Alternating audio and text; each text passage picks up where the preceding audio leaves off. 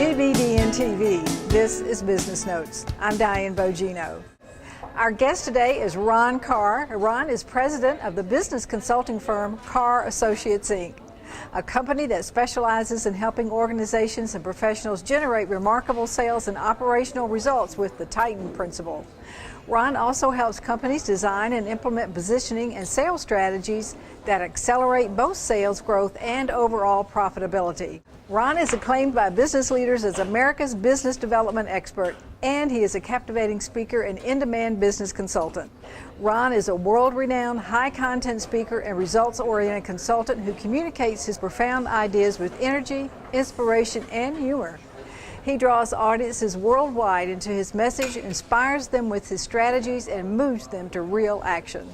Ron is the author of the Titan Principles, co-author of The Complete Idiot's Guide to Great Customer Service, and his latest book, Lead, Sell, or Get Out of the Way, outlines a repeatable process based on the powerful idea that great sellers lead relationships in the same way that great leaders sell ideas. Ron's articles have appeared in numerous national magazines, and Ron is a national director and an active member of the National Speakers Association and is past president of its New York Tri-State chapter. In 1995, the New York Tri-State chapter of NSA presented Ron with the prestigious Golden Mike Award in recognition of his service and professional achievement. Ron, thank you so much for being here tonight, and congratulations on being incoming NSA president. Thank you. It's indeed a privilege. Yes, it is. Thank you. And Ron, now listen, why did you title your book Lead, Sell, or Get Out of the Way? Well, the world has changed significantly in the last 30 years. I remember my first sales job in 1980, I was selling copiers. And the sales training was you had to do a demonstration of the equipment. And for 2 weeks, you practiced making sure your hand was on the right place of the equipment at the right time or you failed during the script. But today, we don't need people coming in and teaching us about features. They've already studied the features on the internet. So I always ask my audiences, how many of you want to be sold to? Raise your hands, and not one person raises their hand. But if I ask you, how many of you want help in making the right decision, all hands go up. Which says to me that people want to be led through the acquisition process, but they don't want to be sold to. So that's why we said, to sell today, you have to lead. If you do that, you'll sell, and if you don't do that, you'll be pushed out of the way. So, Ron, you say that in order to increase sales, people need to have a certain mindset. Right. Now, why is that mindset so important?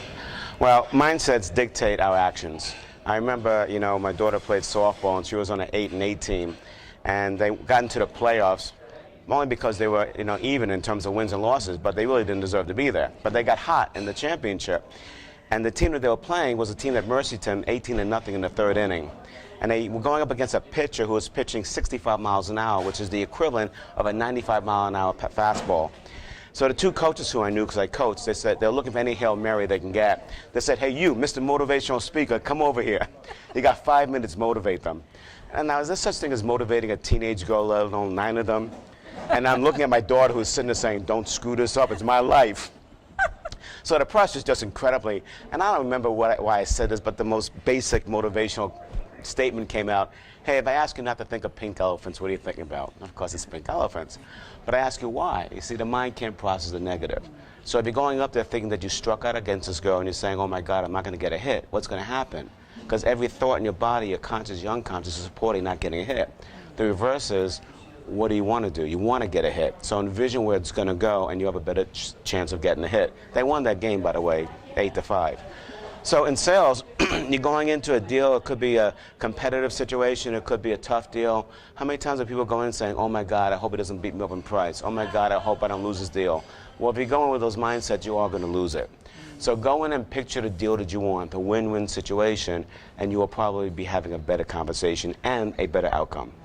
Now, can you give our viewers like 3 examples of those mindsets? Yeah, so a lot of people are always competing against competition. And I always say, why are you doing that? All you're doing is playing a zero-sum game and you get beaten up on price.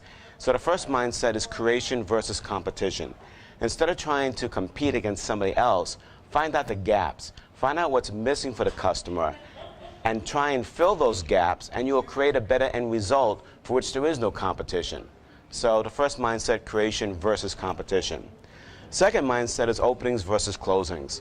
I can't tell you how many times CEOs come to me and say, hey Ron, help my people close better. And I don't know if you remember these books, but there were books written in the 70s, like 101 closes to make the sale. Well, you don't see those books today.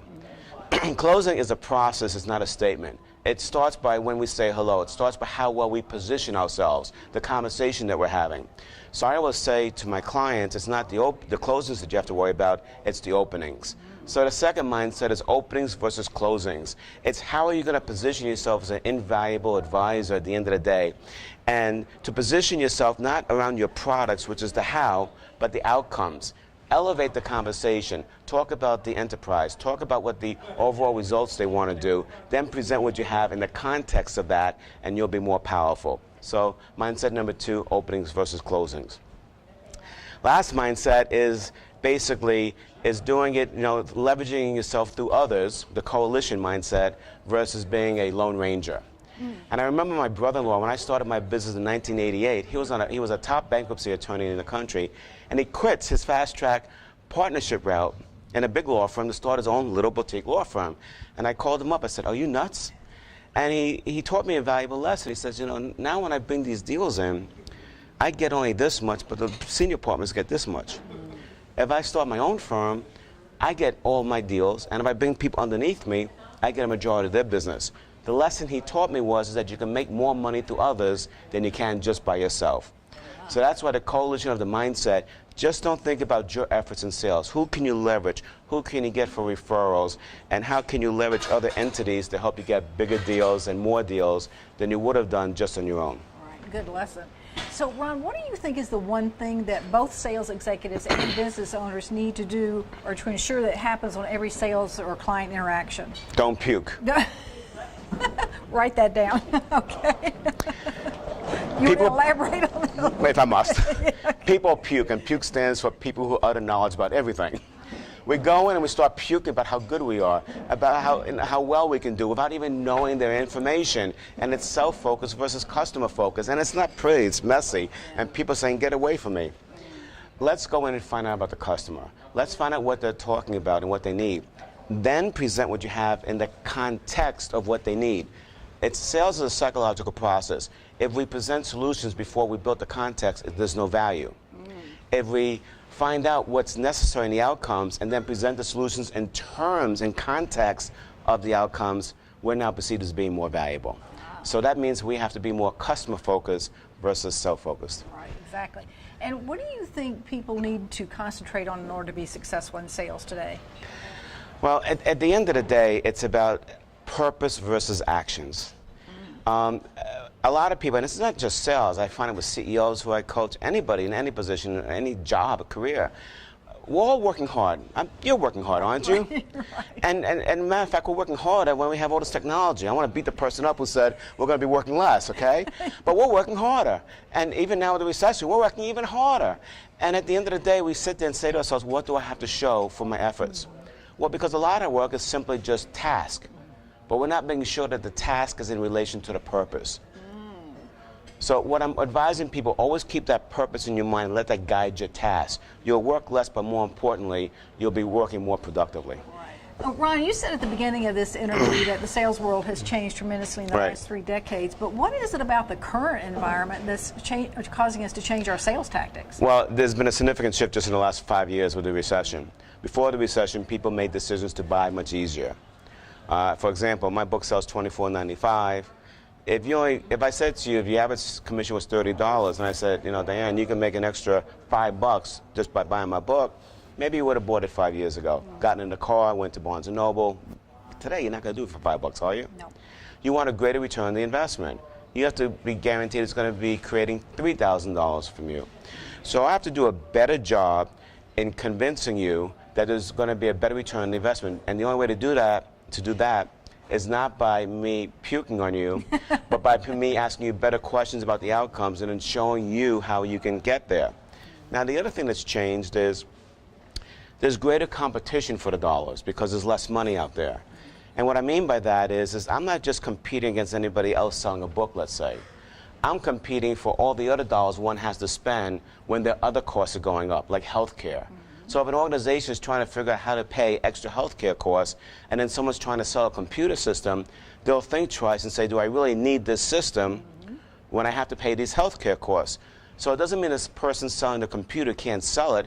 It means they have to do a better job of positioning it and proving that they'll make more money from that computer system and not to worry about it while they still pay the extra healthcare costs. Right. So we have to create, through better questions, a better value proposition before we present the offer. Right, right. So, Ron, I'd like for you to tell our viewers what your clients achieve with your strategies. Well, I work with a lot of small to mid-sized companies as well as big companies. So in one account, which was a bigger multinational corporation, they came out with a new technology for helping copper mines reduce the cost of mining copper. And when they came out, it really saved a lot of those companies, so the sales shot up exponentially. And they had a big market share. But then what happens is competitors see you doing that well, so then they, they'll re-engineer to come out with their own offering, and their market share went to 60%. And so they brought me on to help them deal with a big bid coming up for the largest consumers business, of which they only had 25%. And normally it's bid on. By working with them over 18 months, they were able to reposition themselves with that customer and go from a bid to a negotiated agreement, and they got a first time ever type of deal like this, which was for 10 years, $200 million. Wow. Now that's on the big end. On the smaller end, after I've spoken, I had one consultant close a $70,000 deal the next day because he learned how to position himself better, and it was the biggest deal he's ever closed. I had a professional speaker who was new. He came to one of the chapters I spoke to as the president-elect, and he was leaving right after my talk to go sell a speech. Well, he didn't sell that speech that afternoon. He sold 2 speeches. So those are the kinds of results we've gotten for our clients. Wonderful. And Ron, thank you so much for My pleasure. the interview and your sound advice, and good luck this year. Thank you so much. Thank you for having me. We've been speaking with Ron Karr, president of Karr Associates. Ron is an acclaimed business consultant, author, and speaker. Thank you for joining us on GBDNtv and Business Notes. I'm Diane Bogino, bringing you business ideas you can bank on.